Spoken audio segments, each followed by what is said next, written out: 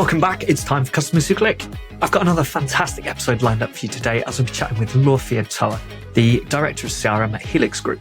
Helix are well known for their mattress products, but over the years they've diversified as a group to provide a more varied set of products to their audience. This diversification has led to fantastic growth for the group as, well, I'm sure you can imagine, once you've bought a mattress, you don't really need another one for a few years. And any additional products are likely to be quite low ticket. But let's get Laur on now to explain how this diversification has helped grow this fantastic and still quite young D2C business. Hi, Laur. Thanks for joining me today. Do you want to just quickly introduce yourself, give us a bit of your background and how you got to where you are today? Sure. I'm Laur Fiatoa. I'm the Director of CRM at Helix. I am coming from a very long tenure in the agency world where I worked with a bunch of different D2C clients and eventually kind of was ready to settle down with the brand and ended up at Helix working with a really great team on the growth marketing kind of acquisition team. And then I began to scale out our email, SMS, kind of lifecycle marketing, and quickly built it up into a department. And now I manage the customer journey and data analytics behind that too. Awesome. All right. Sounds really good. So we'll kind of get straight into things, I guess. What do you think has been one of the biggest contributors to growth for Helix? I suppose as a group, because it's a group of companies, isn't it? Group of brands. Yeah. So Helix Sleep started about 6 years ago, and we were growing very quickly, and we saw a real opportunity to start to kind of build in the same space. And so we launched Birch Living in 2019.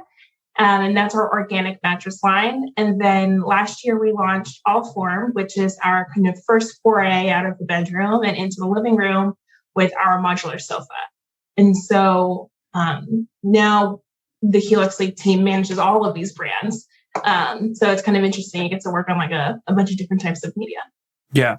Okay. So kind of the biggest contributor to growth is the fact that you've gone, we can target these different markets, kind of different products. Yeah. And just gone for, I guess, those like hero products in each category rather than trying to build out, just the mattress company with accessories and extra bits.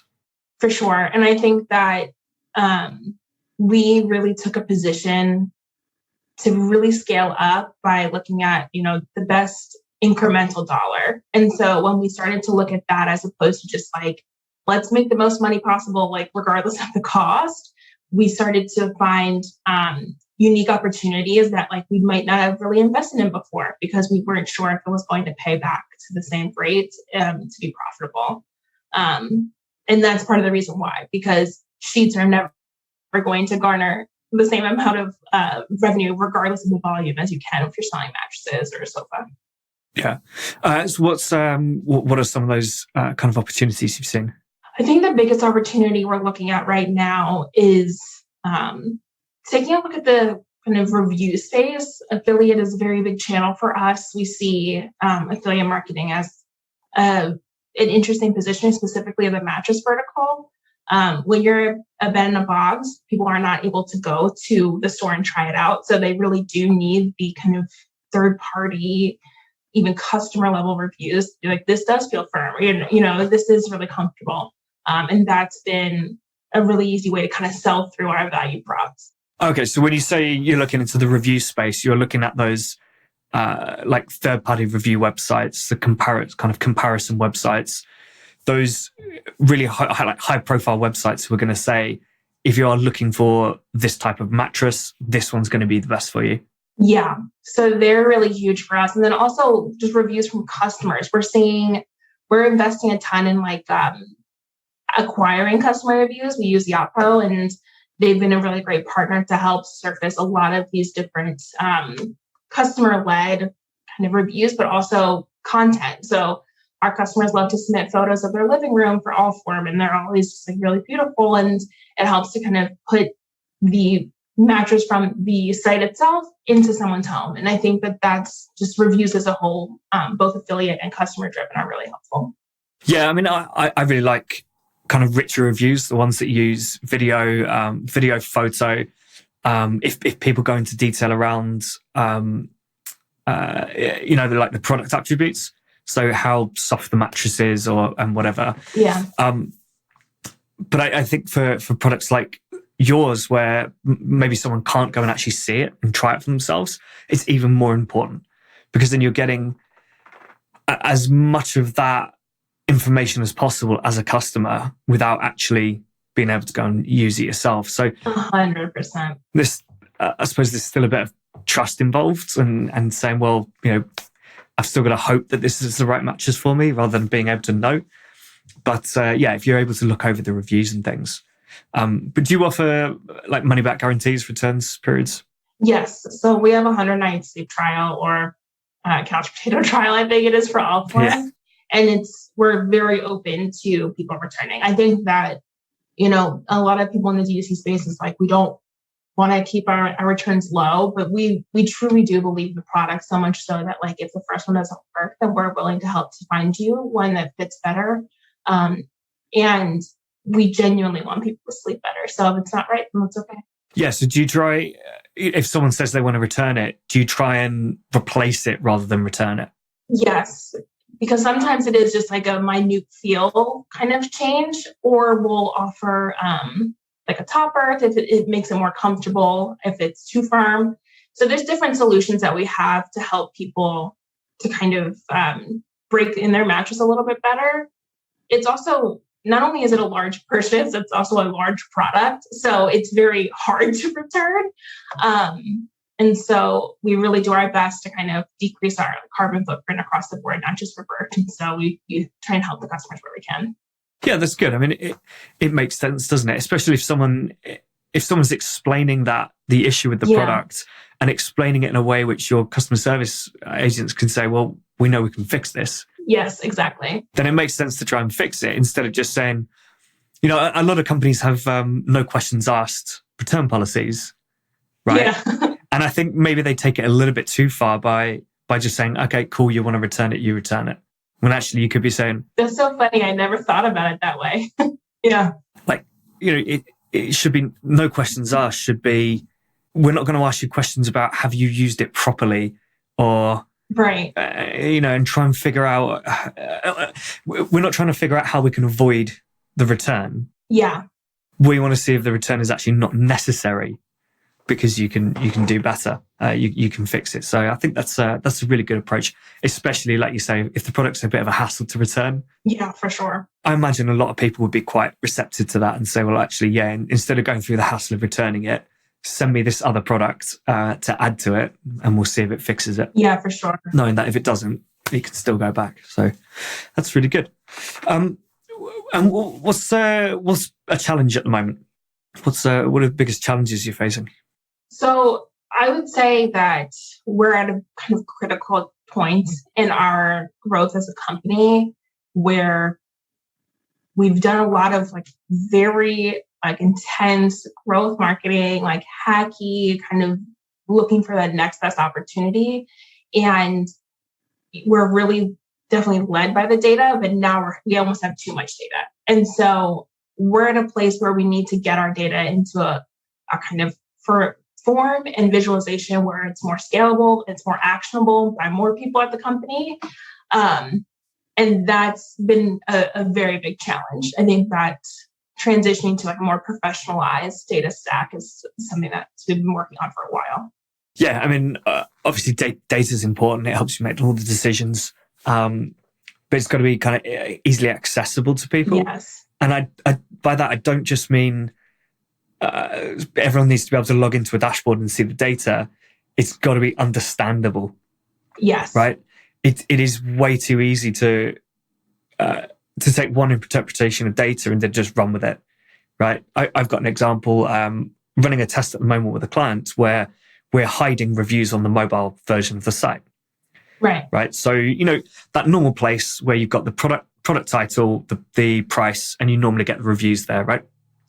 So the reason this came about is because those reviews weren't there. So I said, well, let's activate them.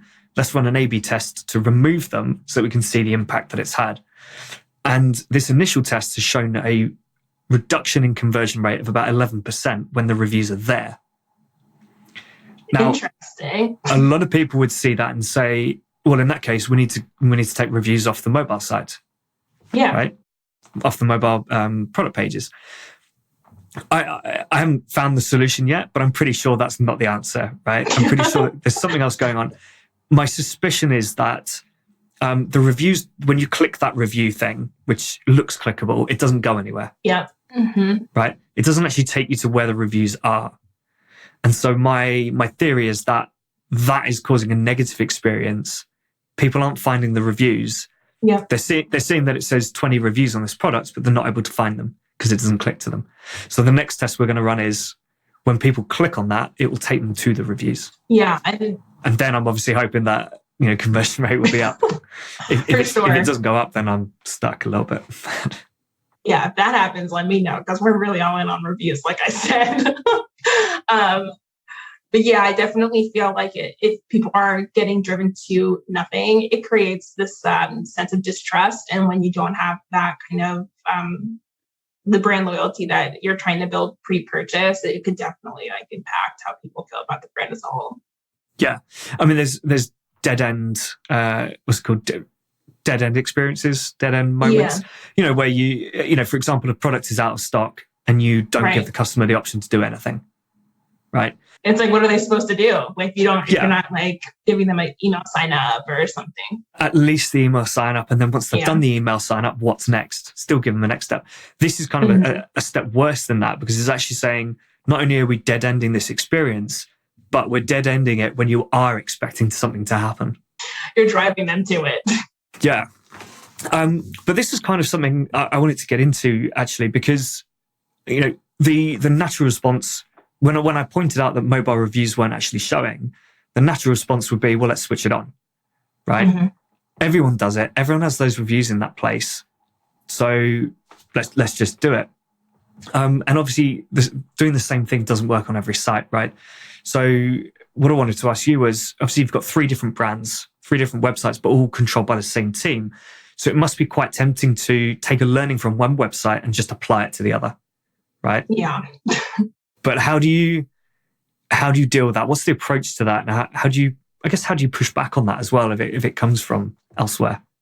Yeah, that's definitely, I will say, when we started out on this kind of new trajectory for the company, where it was lateral growth as well as vertical growth, that was part of the hypothesis. We were just like, if we know that this works for D2C and we're good at e-com, then we should be able to kind of launch these brands like turnkey. You know what I mean? And that quickly was proven false.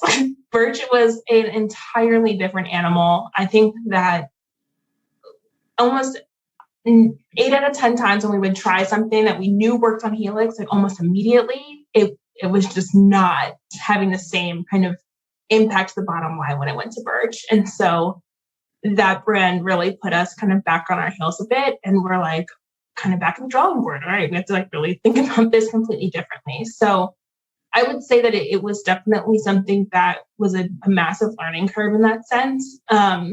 It's still a constant struggle. When I'm looking at, our email strategy, specifically that, because it comes down to copy so much, which is we know that copy that's made in America, which all of our brands are, works really well. It works well on Helix and it works well on Allform, but it doesn't really work well for Birch. And that, you would see it's if 2 out of 3 times it does, you think. But I will say that despite the difficulty that we have when things work on one brand and don't work on another brand, you at least know you're putting your best foot forward when you are testing or you're building a new site, and it gives you a confident first step with some foundation. It might be a little bit shaky, but that's definitely been helpful as we've launched other brands. Yeah, it's a helpful source of ideas, I suppose. Right, exactly. You've got a load of things have worked. You've got a load of things you haven't worked. Yes. And I suppose you test them both, right? In the same way that if something does work on Helix but doesn't work on, Birchwood, is it? It's Birch. Birch. Just Birch. Oh, sorry. The opposite could be true, right? So something that doesn't work on Helix might work on Birch. 100%. And we have seen that, for example, when we launched Birch, it was still in that really high Facebook consideration type of e-commerce marketing space where everyone was you can launch brands on Facebook and brands can die on Facebook. Like you don't even need anything else. And so we had done so much prep to make sure that we were coming out with a really strong, campaign and making sure that everything was covered, all of our data and our behavioral targets were covered. And it didn't work. It was like, it just didn't work. And it was like we were speaking into the void and it made no sense. You know what I mean? We were investing. It wasn't like we weren't getting reach. And then that's when we realized, like, it's a brand new brand. People that are looking at organic mattresses specifically, like something that's that high AOV product and that specific of a niche, it needs to be like triple, double verified by like somebody else. And that's when we were like, let's look to affiliate. And so that whole channel really grew the brands in a way that took it to the next level, I think. Okay. Yeah. See, that's, yeah. So a lot of brands would use like expert testimonials and things on site, which I suppose do work. But yeah, if you've got that expert testimonial on a third party site that you don't have control of, that's a bit of an extra little boost on it, isn't it? Because it's from the customer's, from the customer's point of view, like that can't really be made up. Exactly. Because it's on another website. Whereas you can write whatever you want on technically, on a website. I think is it in the US? I think someone told me this. You get adverts which are like dentist adverts or something, and then in the kind of fine print of the advert, it will say like this person's not actually a dentist. Yeah. Right. Or they've been paid for their. This person's been compensated for their time and their review or something like that. Yeah. Yeah. And I suppose you could look at e-commerce websites and think, well, is this really an expert or is it someone this company has hired to just chat about it? Whereas you can't as easily do that on a third party website. Right.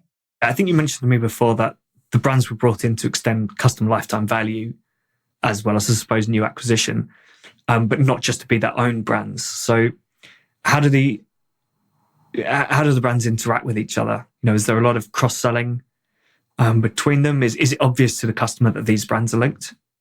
So we're in a position where we can do both, which I think is something that allows us to not only acquire new customers at a very rapid clip, but then also kind of bring in that LTV aspect. And so when you come to a site, there's different sort of indications that will help you kind of realize that we're a family of brands.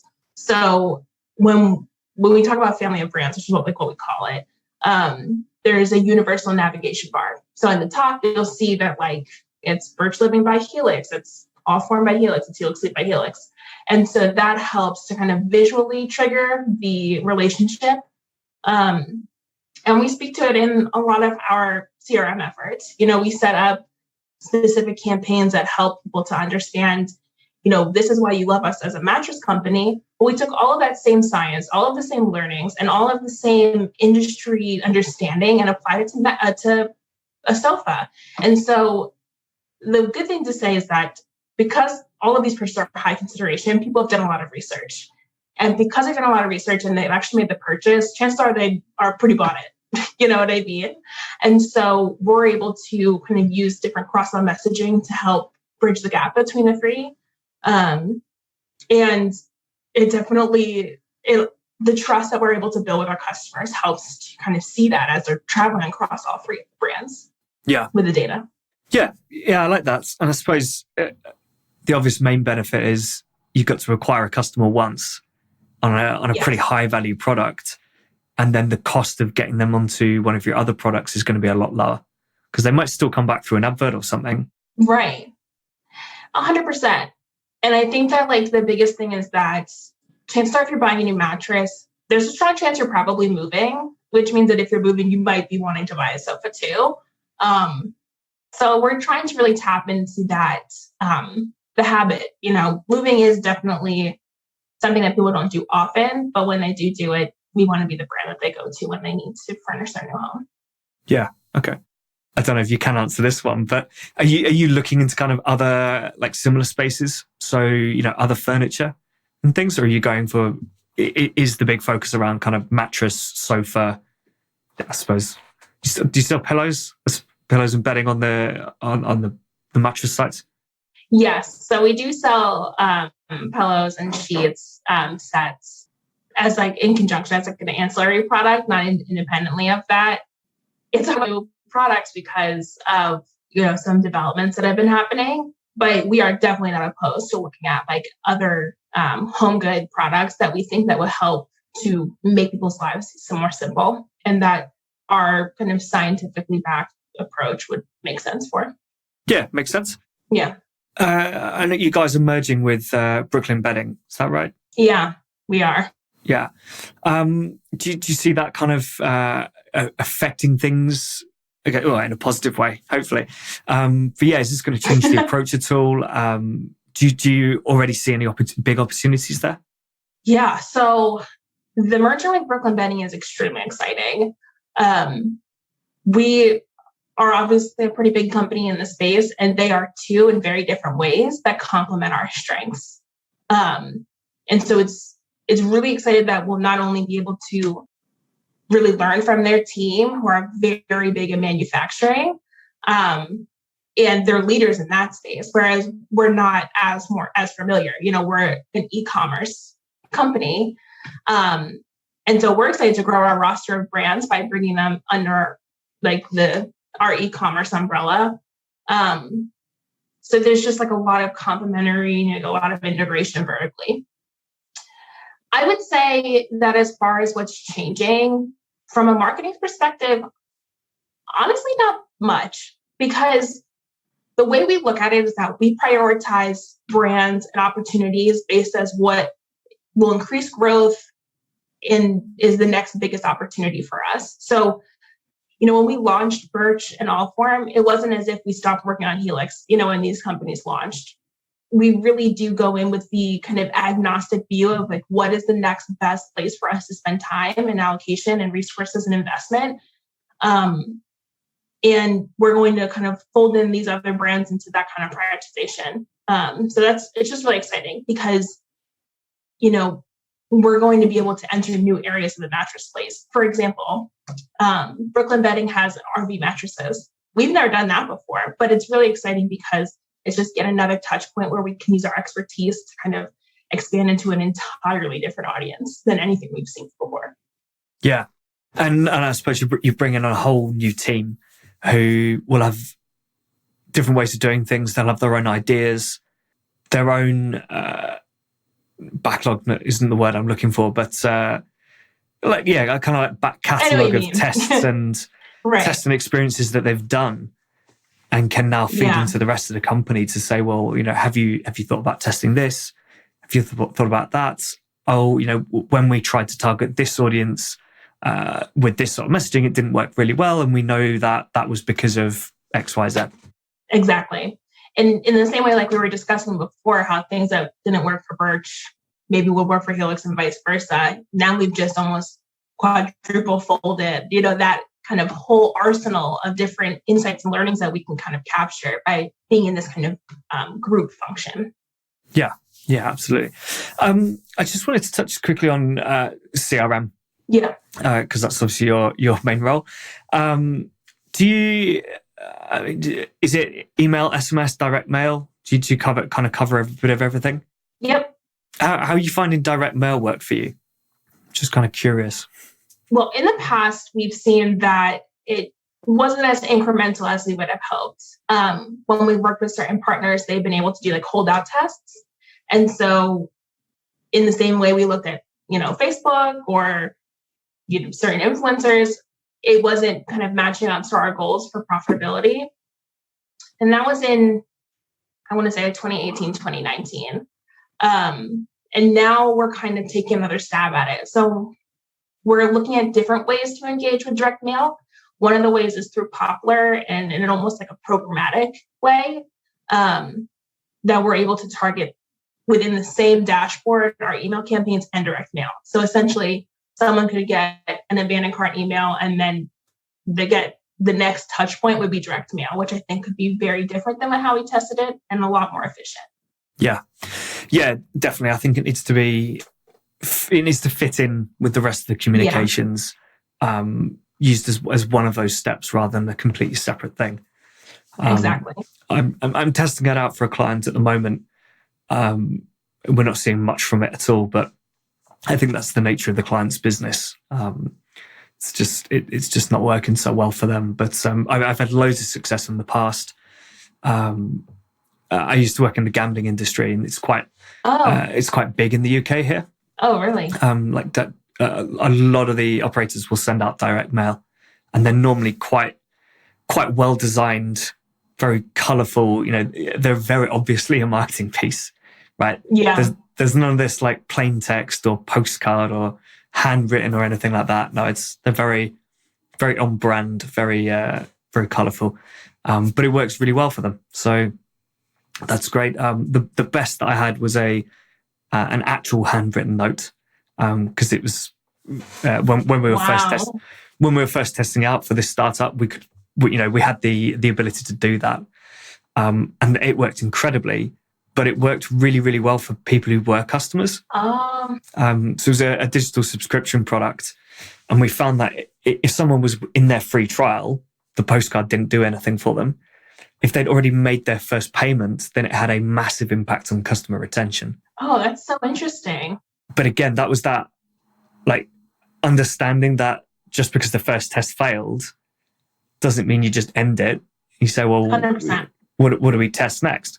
Yeah, so that worked really, really well for me. And then I think they stopped doing it after I left, which is a shame. Was there anything else you wanted to add about kind of Helix Group? No, I think that, we are always open to like really new ideas. So I'm always willing to chat with other people in the space. So it's been like really exciting to talk to you. And I would say that one opportunity that we're really looking into from the CRM perspective, as opposed to like the entire company level, is SMS. We're seeing a ton of growth there, month over month, and certainly year over year. So we're full in on that, and I'm very, very excited about the future of SMS. Yeah, it's an interesting one. I mean, I know. Are you guys on Shopify? Helix is. The other two are headless Shopify. Yeah. Okay. There's obviously more apps coming out and more platforms that can help with things like SMS. There's more integrations with platforms like Klaviyo, which obviously make it a lot easier. But the tech for SMS has been there, and it has been a possibility to trigger them at the correct time, right? Alongside your kind of normal email marketing automation. But it's just really interesting that I've heard so much conversation about SMS in the last 9 months. Yeah. Like just an unbelievable amount compared to before. It was almost never mentioned before. Completely agree. It's just the rage. And I kind of don't really understand why. Because I know there are a couple of like good platforms that have come out, but I can't look back and pinpoint anything that's made me go, okay, SMS has to be the big thing. I feel like it has to do with the fact that traditional means of contacting customers aren't working as well. So I'll tell you why I'm excited. I'm really excited because we know how important it is to build a one-to-one relationship, and there is no better channel to do than SMS. That level of technical ability is now really starting to like rubber meets the road.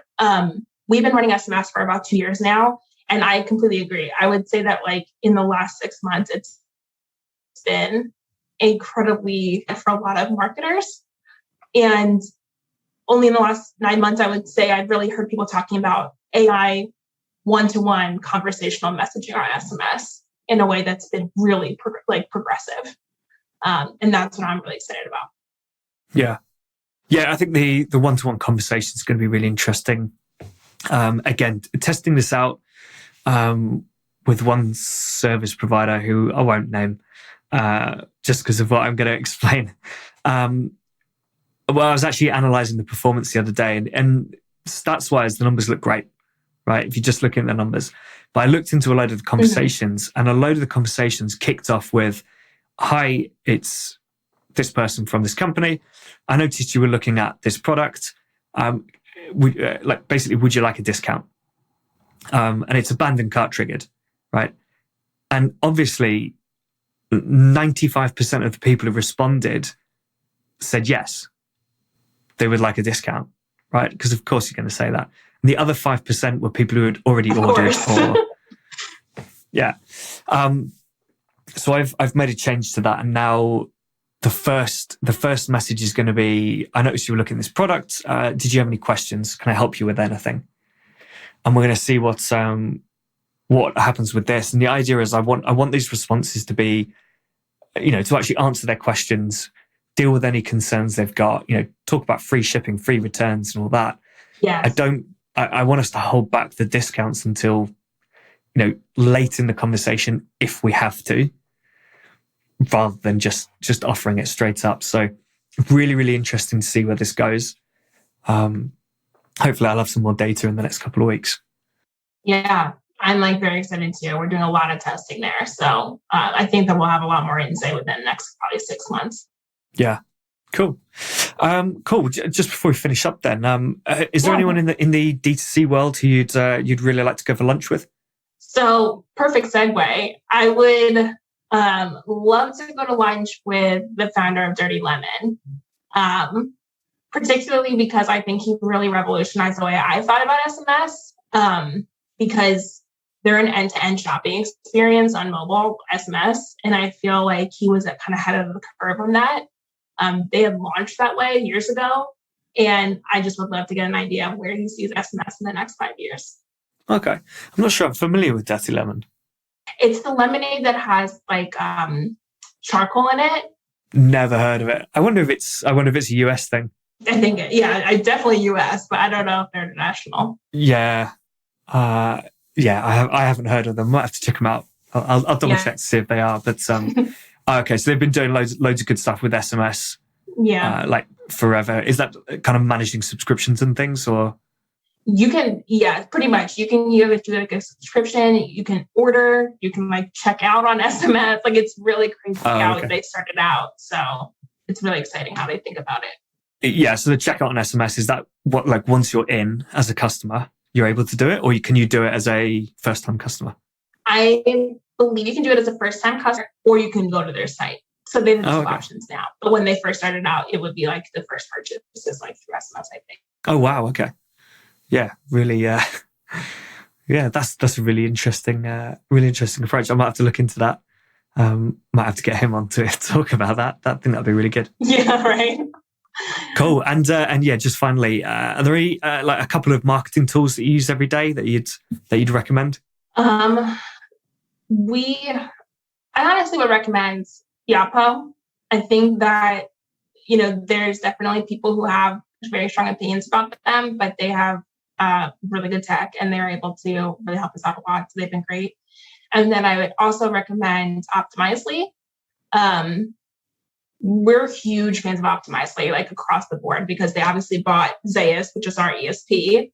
But they also are a massive help when it comes to A/B testing. So really big fans of them. And then I think lastly, I would say Looker. We use Looker as a BI tool, and it's been really incredible to see some of the work that we're able to do as we're onboarding more and more data. Okay, awesome. Sounds good. Cool. Well, thanks for joining me. It's been really interesting hearing about Helix Group. If anyone wanted to reach out and just ask you any questions, what's the best way of doing that? You can definitely reach out on LinkedIn, 100%, Laur Fiatoa. And then also my Helix email, which is also cool. Okay, awesome. All right. Thanks so much, Laur. Thanks so much. So while product diversification has been key to Helix's growth, one particular area they've focused on is their review affiliate partners. Those third-party websites who compare different products, create lists of the best mattresses for XYZ. As Helix is an online business selling mattresses, bedding and furniture, these are normally items customers want to see for themselves. They want to sit on them, lie on them, make sure they're happy to commit to what is potentially quite an expensive purchase.